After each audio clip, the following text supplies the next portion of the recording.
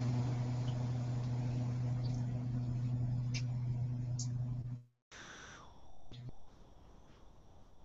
so let's get started with this. Hey NEEMO friends, we're here down in Key Largo, Florida, doing the NEEMO 19 mission, and we're really thankful for you guys to join us for our first ever Google Hangout.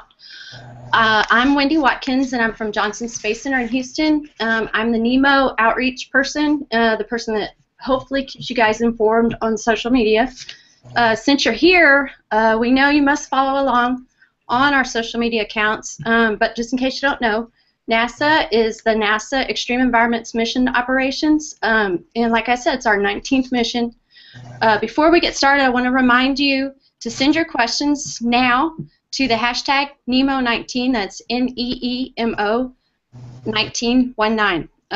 That's the number 19. So I'm topside at Mission Control, where the watch desk is, and the crew is about 5.4 nautical miles off the coast and about 62 feet below the surface in the Florida International University's undersea habitat. It's called Aquarius Reef Base. It's about the size of a school bus, so we have 6 crew members down there living and working together for about 7 days. And they are getting to know each other pretty well, for one, but they're doing a whole bunch of tests and engineering evaluations for us right now. NASA, the European Space Agency, and the Canadian Space Agency, and FIU have joined together for this mission to send our crew down to live and work in Aquarius, and they're doing what's called a saturation mission. And we send them down to the Aquarius and other extreme places to test in harsh space-like analogous environments to increase the reality of the high-fidelity tests.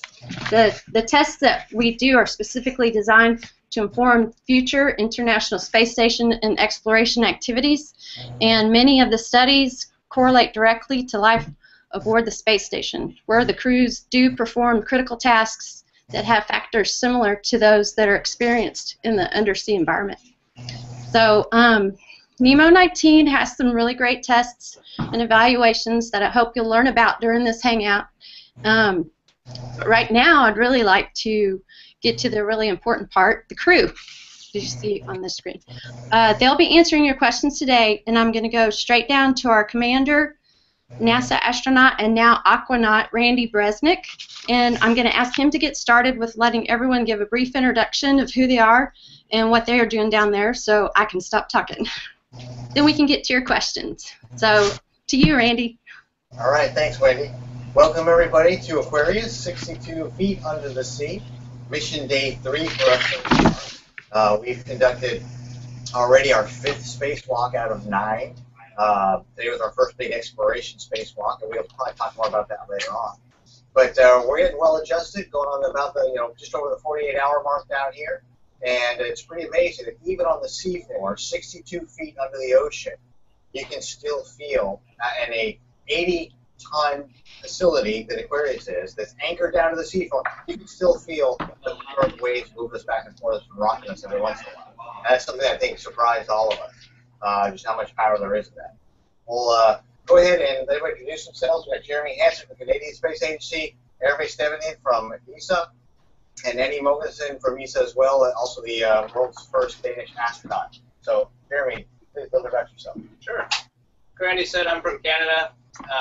My background is Canadian Air Force, flew F-18s. I've been working for the Canadian Space Agency now for 5 years, training to fly in space. Still waiting for my first mission, which will come up in sometime in the near, not so distant future. And I guess the first thing I pass on to you from my experience down here is just how amazing it is when you live someplace for a little while. I mean, I've only been here 2 days, but already when I go out from the habitat and I'm on the ocean floor, it feels completely different than any time I visited the ocean on scuba tanks. I feel a little bit more like I belong here. I have a little bit more time to watch the ocean life, and it's just an incredible experience. Over to you, Hervé. Hey, I'm Hervé Stevenin. I'm French. I work for the European Space Agency at the European Astronaut Center. My function is I'm the head of the EVA, NVA operations and EVA training unit over there, and I'm also a Eurocom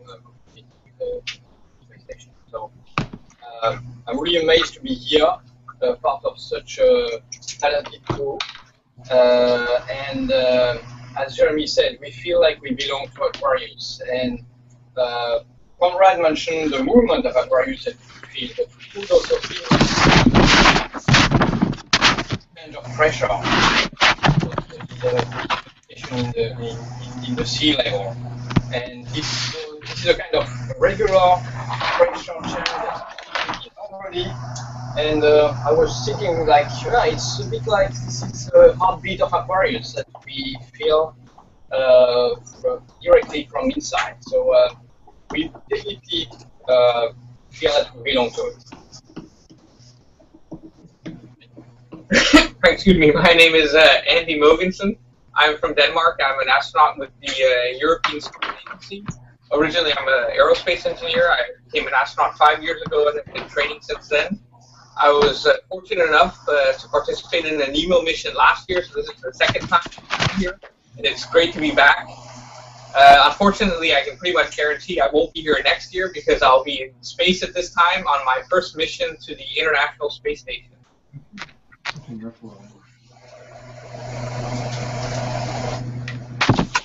Wendy, how's that? That's perfect. So I guess we could go ahead and get to some of the questions that we've gathered from Twitter and Google+, and we've yet to see any come in from Facebook. So if you guys are out there and you're on Facebook, remember to use the same hashtag. It's NEEMO19, and we've got people in the room here helping me gather them. So our first question comes from Alberta science teacher Amanda. I think Jeremy might have been in contact with her before. She says, one of my students wanted to know what is the biggest danger you face and or what will you do if you sprang a leak? Yeah, the biggest danger we face is actually not the fish, but having to go to the surface because we're saturated down here with nitrogen. Our bodies have been absorbing more nitrogen into our blood and our tissue than we normally have at the surface. And if we try to go to the surface, those bubbles expand, like a balloon expands, and can cause us either severe pain or more acutely death. Can actually kill you. And so if we do have an emergency here in Aquarius, we have a fire, we have some sort of leak, a major leak, and we have to evacuate, it's going to get pretty serious for all of us together. We're going to be working real close as a team to try and get everyone outside the habitat. We have a whole bunch of different emergency plans, but one of them involves going outside and free-breathing some different gas in a little air bubble we have just beside the habitat. Let's say there was a fire in here and it's full of smoke. We go there, we free-breathe some gas while a rescue boat comes out, and when it gets here, we all go to the surface.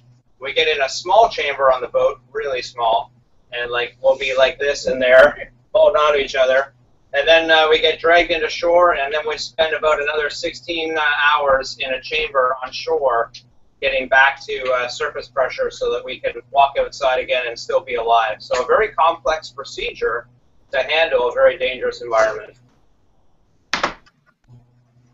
Thanks, Jeremy. Okay, so our next question is also from Twitter, and it just came in, and it's Allie Wheeler, and she says, hi, are the Aquanauts eating the same diet as you will in space, and what other simulations do you have on NEEMO 19? The Glitzkrieg from Twitter also asked what you guys were eating, and she wanted to know if it was seafood.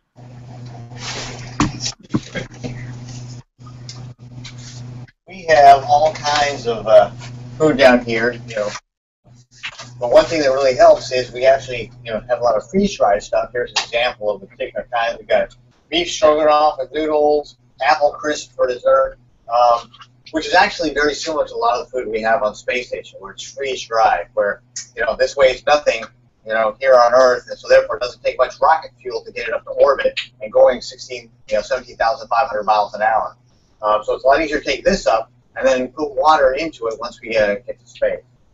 We've got a hot water heater down here that we can put into our food and make it up fresh, but we also have regular off-the-shelf stuff, which is similar to space missions, where you can have, comfort food, things you like, there's Mark and everything showing the some of our stacks. But it is very similar down here in that you can't just go to the oven and heat something up, or go to a stove or a gas grill and make food of it. It has to be packaged. It has to be easily transportable. It necessarily has to be easily reconstitutable for the crew. And we will not eat only this, because there is a surprise for the dinner tonight. It was supposed to be a surprise, but we're going to ruin it now. We have to ruin it since the crew tonight for the dinner, space food from the space station. That is eaten by the astronaut in the space station, and this food is provided by ESA and has been developed by France by a French cook. So we have a special dinner, French dinner, ISS-like, that is shared between us. Well, there you go. Exactly like I said. Awesome. That doesn't have to do with anyone's birthday coming up, perhaps. No.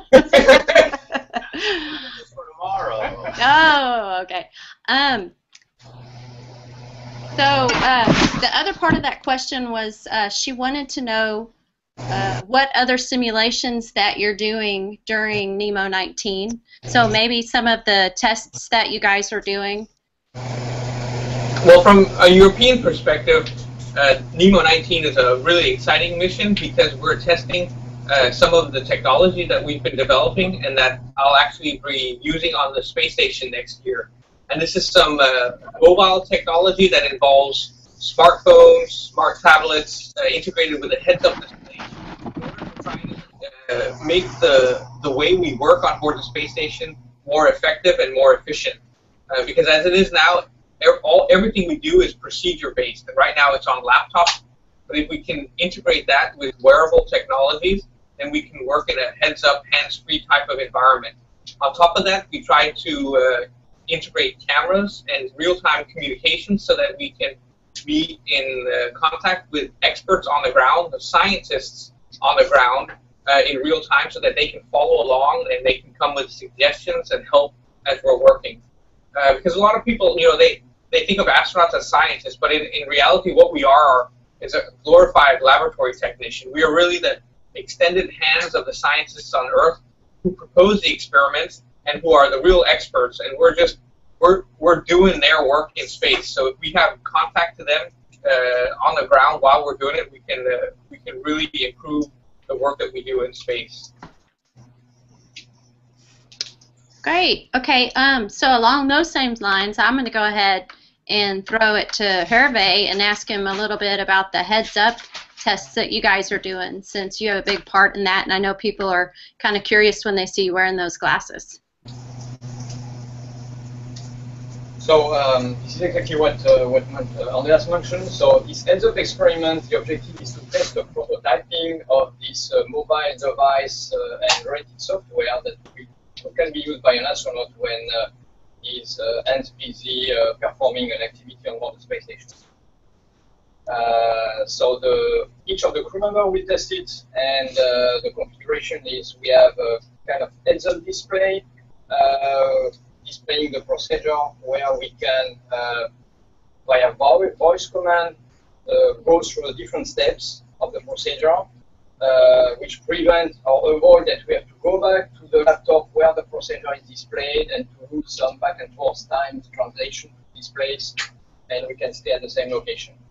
In addition, we have this video conference capability where if we have any trouble, anything going not really okay, we can ask the specialists on the ground, and they can also watch us over our shoulders and follow what we are doing.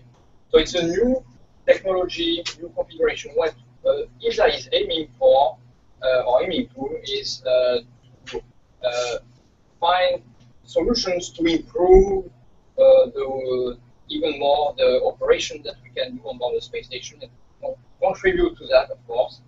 And this is why we test it here. And this prototyping and our recommendation will help to further develop the final version that will be really tested in space by Andreas.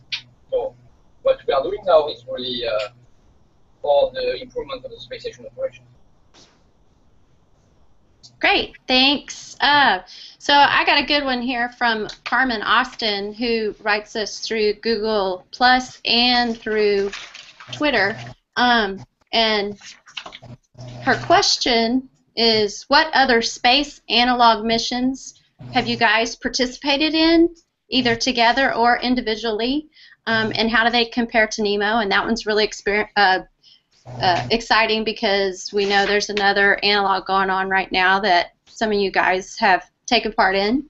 But more importantly, she really wants to know which button down there summons Godzilla. We haven't seen the Godzilla button yet, or either that or Mark, our Habtech here, has not shown it to us. I'm not sure if he doesn't trust us with it. Oh, maybe we won't just start pushing buttons, though. They get a little ginchy when we start touching their equipment. Other analogs, great question, because we're always trying to find ways to get people comfortable or exposed to the same physical, types of challenges they'll be facing when they go to space. I mean, the number one thing is the fact that it is completely different than anything you've ever experienced. And so, if you can do something here on Earth that's completely different, then that's something that gets you a little more excited, a little more stress, and you're able to see how you perform in that environment.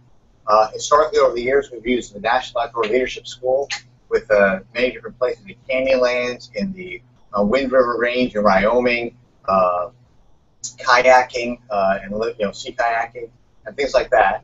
We've also had NEEMO going now for 14 years. And the difference between NOLS, you're out in the field and you're camping and you carry everything with you, and so that's a really great stressful analog of a physical challenge. But, if something goes wrong, you just stay put, you get on the sat phone, you call somebody, come pick you up.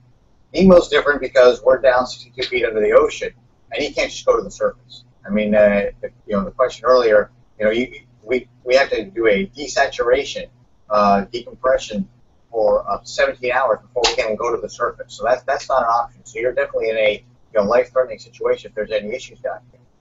But also another analog that ESA started 3 years ago was the caves analog, where you're in the caves of the Sardinia, the island off of Italy, and you'll do training just like you do here at NEEMO for the first week, and then you actually spend a full week in the Sagrutha Cave Complex, where you start out at the base camp. It's 1.5 miles from the surface. And then you explore out, actually, to areas of the cave that have not been mapped before. So even on top of the brand new experience, you're actually going places and doing exploration tasks, so you have the element of excitement, as well as the element of, hey, that's a big dark hole down there, and I need to make sure that I'm tethered on with my equipment and my climbing gear is adjusted properly so that I don't have any type of accident. So both between caves and NEEMO, you have phenomenal analogs with the fear of death is every part of your day. You got to take care of your equipment because your life depends on it. You got to bring your food in, bring your food out. You got to worry about working together in a close environment with your crew members, and when other people are getting stressed because this is a new environment for them, how do you get along? How do you respond? How do you work through problems? How do you make decisions? And the thing that NEEMO adds, that Caves doesn't, is that we have a mission control that's going here 24/7 that operates just like it would on the space station. They're sending us stuff. We're working on computers. We're going ahead and doing these experiments of heads up and just-in-time training that allow us to really have a more ISS-like environment here down under the ocean. So all great analogs, and so hopefully, Andy's been able to do NEEMO and Caves. Weed and myself have both done Caves and NEEMO, and from having had the opportunity to fly in space once on a shuttle mission, I can tell you both these analogs are phenomenal preparation for going up into space, so that it seems less foreign and less strange when you get there, and so they'll hopefully be a lot more effective as soon as you get up there. Thanks, Randy. Okay, so we got a question through Google Plus from Sean Squire. He's a space tweep that we interact with a lot on Twitter. He says, have you felt any effects from the saturation? Is the gas mixture there different than at the surface to avoid oxygen toxicity or similar effects? So you might want to explain about the saturation diving that you guys are doing too. Yeah, so mean, my first time here, I haven't noticed any real effects on my body, except for my crewmates have pointed out the fact that my voice has changed because the density of the air here is much more dense. We're about 3 times the pressure that we would be at sea level. And so the way the voice moves or the air moves over your vocal cords is different than it would be at sea level. So they've been making fun of me a little bit for that, so that's awesome. Instead of Barry White, he sounds like Alvin. Yeah. But it hasn't changed his accent. Yeah. I still sound Canadian, so that's all good. It looks like it's still working. I thought it was frozen. Okay. The other thing we talked about down here while we were working on it today actually was just maintaining a breathable atmosphere for us. So one of the tasks we have to do regularly is remove the carbon dioxide from the air. We have a special chemical down here that we do that with, and so we change that regularly so that we can keep removing carbon dioxide, similar to what we have to do on space station to keep our atmosphere the same. But the composition down here is the same as it would be up on top. It's still 21% oxygen, plus or minus, maybe a little bit less, just a higher pressure. Okay, great. I have to unmute every once in a while because I don't want you guys hearing me make funny noises. So this question, I have another one from the Alberta science teacher. Her students had several. And this one is, what is your oxygen source, your fresh water, and your food? You guys already talked about the food. She wanted to know if it is similar to the space station. So, anyone? Yeah, well, so one way that we're a little bit different than the space station is that obviously we're much closer to Earth, so we're not completely cut off. We do have a life support buoy on the surface of the ocean, and we have a umbilical cable, big thick cable going from that buoy down to us that supply us with, with electrical power, with communications, and with our atmospheric breathing supply. Now, we are self-sufficient in case that the cable should get cut. I mean, it's an environment where there are hurricanes, and there have been, I think, cases in the past where the life support buoy has been cut off. And so we do have like a battery supply, backup battery supply, and enough air to keep us alive in case the life support buoy should become disconnected from us. But for the most part, we get our supplies from the surface through this umbilical cable to the life support buoy. Also, I think that FIU posted a photo of a cross-section of the cable that runs down from the life support buoy. If anybody wants to go check that out on Twitter. So let's go to, since we're talking about the habitat, we have a question here from Rasmus on Twitter, and he wants to know, how does the kitchen work down there? Is it like on orbit, or is it different? Yeah, the kitchen is working a bit the same, but there are some slight differences. For example, we have a microwave oven, and we have some hot water distributed through like a kind of tap water. But the way where it works differently is, for example, when you want to flush the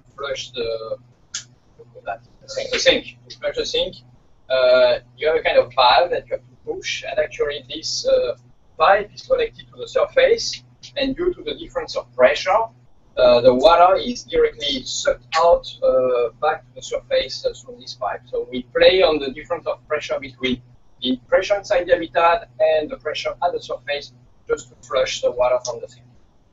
And that's actually an important point. You have to remember to close that valve again, because if you leave that valve open, all the air here will start going out through the sink, and the water will start coming up through the wet porch, and soon the habitat will be submerged. So you got to make sure after you flush the sink, you got to close that valve again. I've also heard that it burps a big bubble of air every once in a while, and it's kind of interesting to be on the surface when that big bubble comes up. So this question comes from Google+, and Robert Copeland asks, Randy mentioned earlier in an interview that the mission would simulate the comms delay between Mars and Earth. How's that going? Were there adjustments in communications protocol needed to reduce issues caused by the delay? And Robert, great question. It was our first day with com delay, 5 minutes each way, so 10 minutes overall. So we asked a question to Mission Control. We can expect an answer no earlier than 10 minutes later. And what that allowed us to do, our EVA team and everybody got together ahead of time. We said, how can we do this? And the method which we started practicing today on the EVA was, go to a work site, do a particular set of work, go to another work site, and as they look at the details or the questions for that first work site, we're working at the second one, so that by the time we finish at the second one, we can go back to the first one, and they'll be able to send us answers or instructions as to what to do at that first work site. So it worked out pretty well, and we're looking forward to executing another day of that tomorrow, realizing that the 10-minute com delay is really only about half the distance between here to Mars. If it was actual Martian com delay, it'd be about 20 minutes of a round-trip transmission.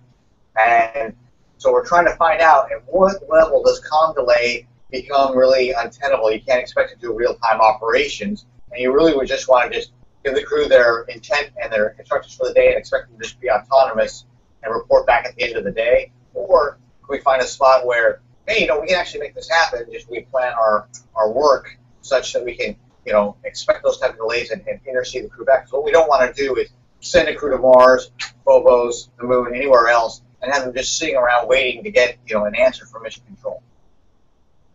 And just in case you were still unsure about how cool this place was, I don't know if you noticed while Randy was talking, but we had a feeding frenzy right outside the window. I don't know if you could see all the fish swimming by.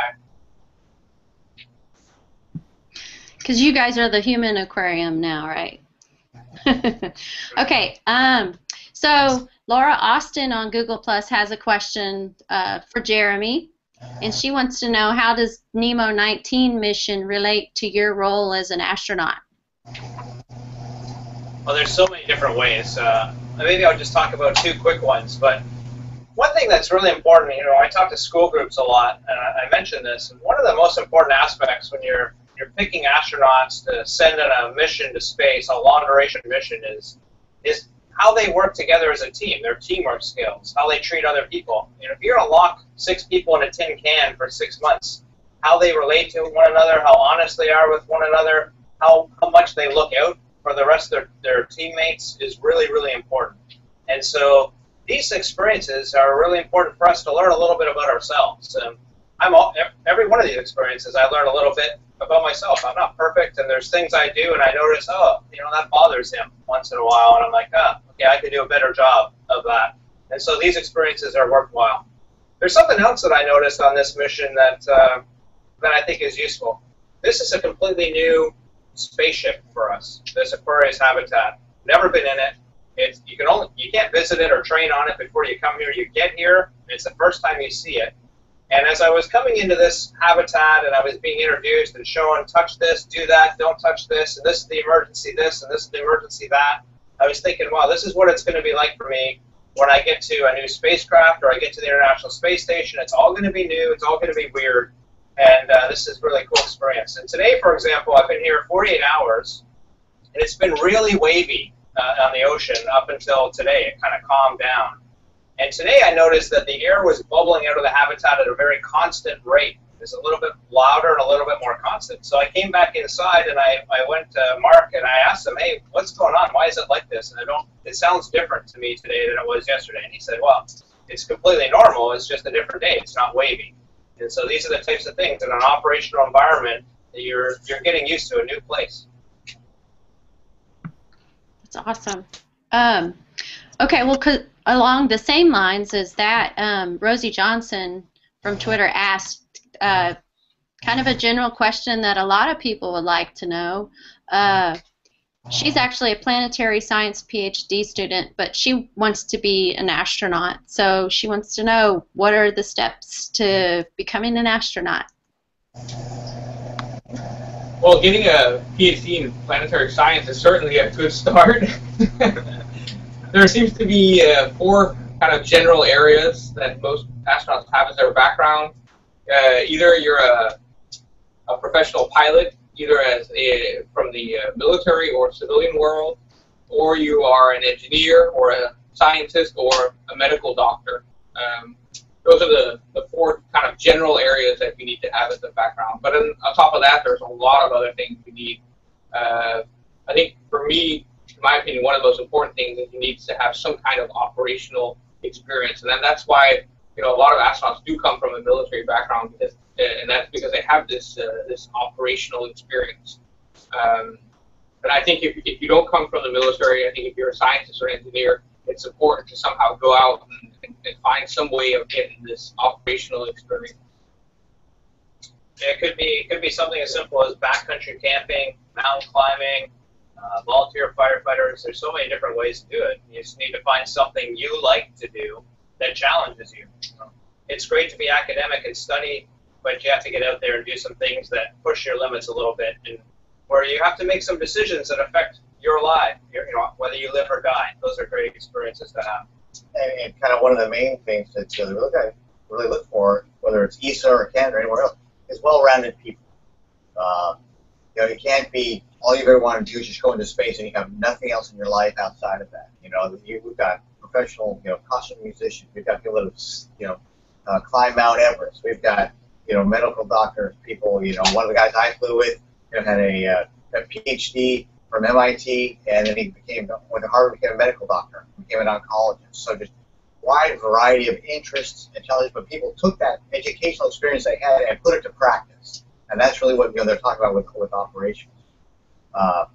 Certainly, the last astronaut class they had a selection in 2013, a year ago, in the U.S., there were some 6,700 or 7,000 applicants, from which they took 8 people. And so you really want people that want to be part of a space program, that are not trying to be astronauts just to fly in space, because you've got to realize that if you become an astronaut, your time flying in space is about this much as your time as an astronaut. You've got to want to be able to be part of the space program, just like the other, in the U.S., 80,000 people are that either build the hardware, write the software, build the spaceships, fuel the spaceship, whatever you can think of. Every single one of those people has to do their job. For the astronauts to do their job at the very end, at the point where it's actually in space.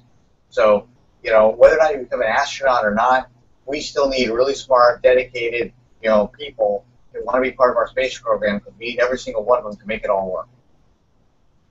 And maybe a relevant comment from, since we're down here in the Aquarius habitat, another important thing is, would 5 other people put up with living with me for a week under the water or in space? Yeah, would they? It's a little harder to vote people off the island down here. We won't worry about that. Yeah, I'm waiting for you guys to come out with your buffs and your torches. Well, so can you tell us a little bit about the 2 other crew members that aren't on camera right now? Because they're very important, and I would like to share them with the world. Hello. Hey, guys. The gentleman with the hat is Otter. He's only been down here since NEEMO was conceived. And I think there's some of these giant groupers that are about as old as he is. Ow. But he knows everything about NEEMO down here. Now, am I right? I heard like 210 days you spent down? 211 today.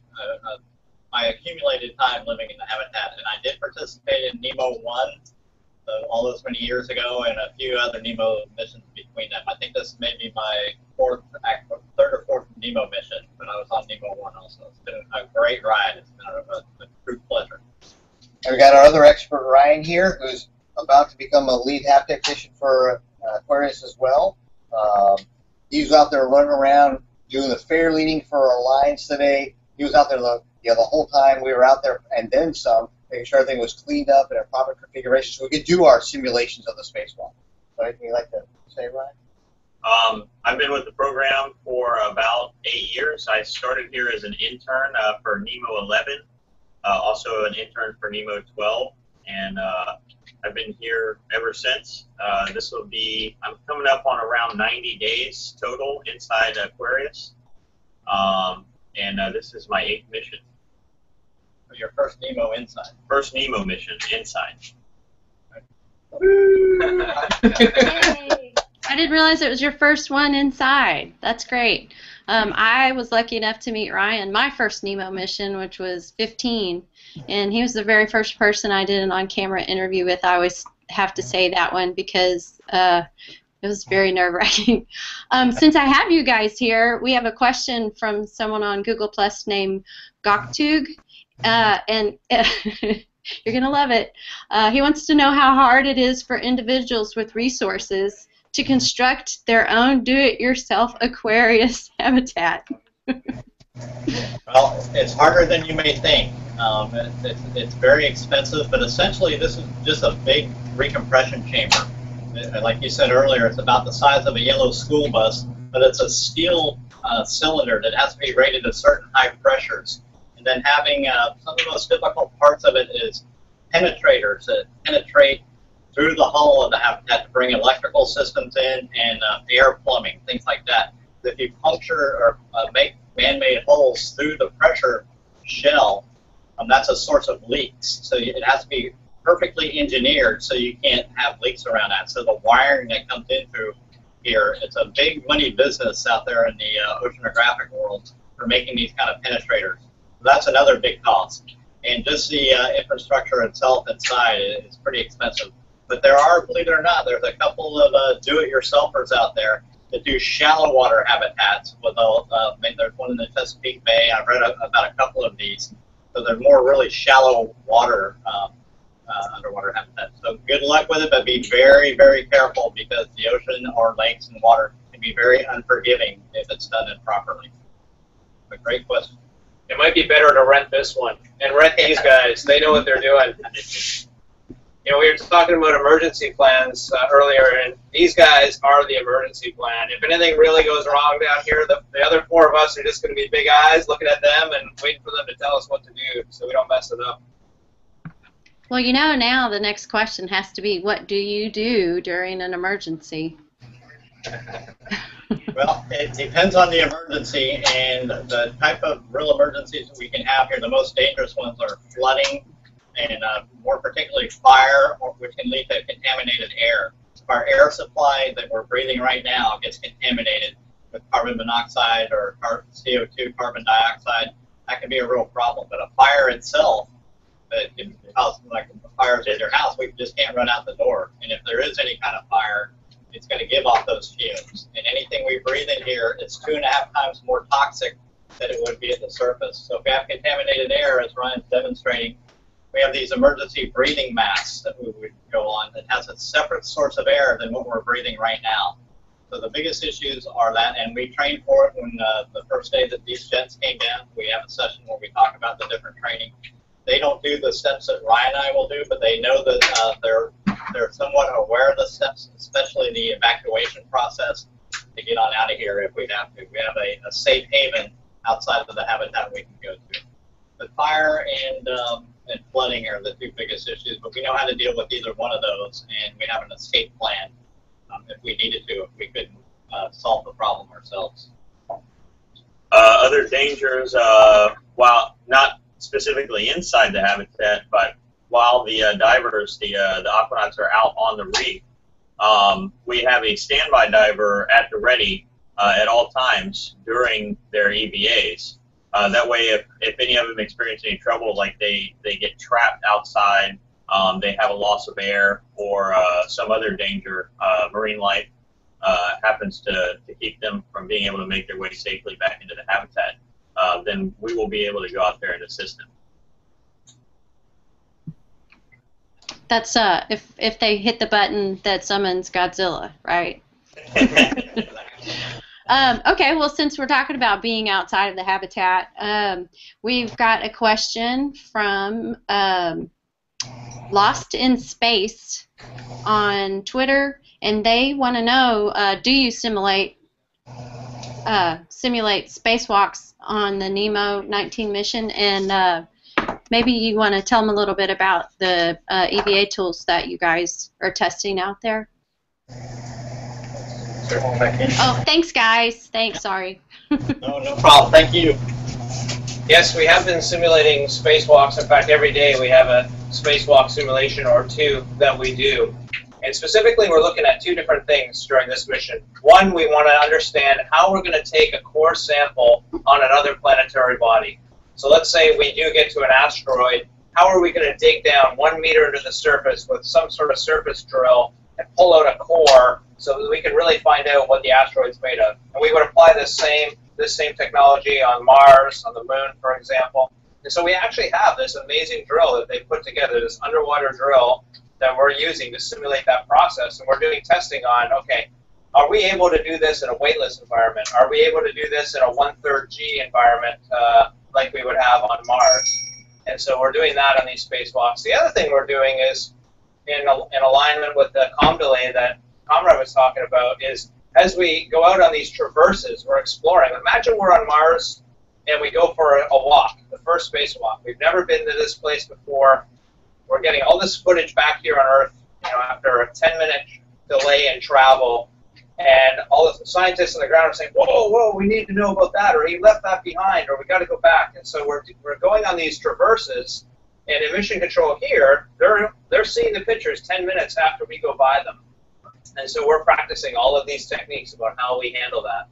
And so we have an e-comm system down here where normally we would just talk, and someone gives us the answer. Imagine if we missed it, and we're like, say again, and it would take another 10 minutes for the information to get back to us. So we kind of have voicemail instead of regular radio communication.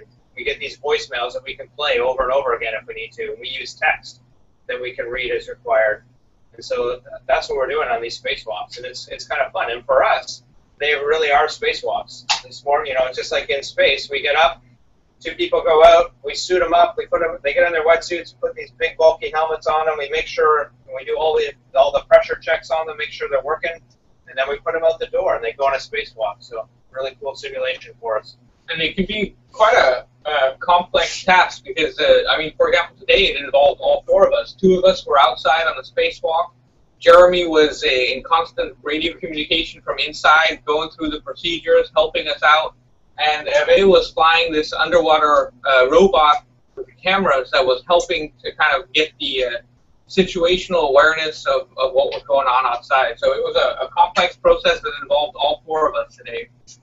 And you mentioned the comm delay, and you're looking to note on that. It isn't just mission control delaying stuff to us. It's delayed to them as well. And everybody's in this play of this problem, so we need to figure out how to operate as a team with the comm delay, not just how the crew operate with the time delay.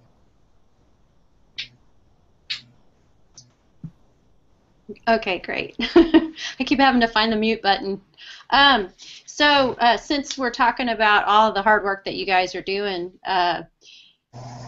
Jamie from Twitter asked, what do you guys do for exercise in the undersea habitat? And I'm kind of wondering, is what you just talked about, 4-hour EVA, sounds like a lot of exercise to me. So do you have any extra exercise that you guys are doing while you're in there? No, we don't do anything else. I mean, it's already It's a lot.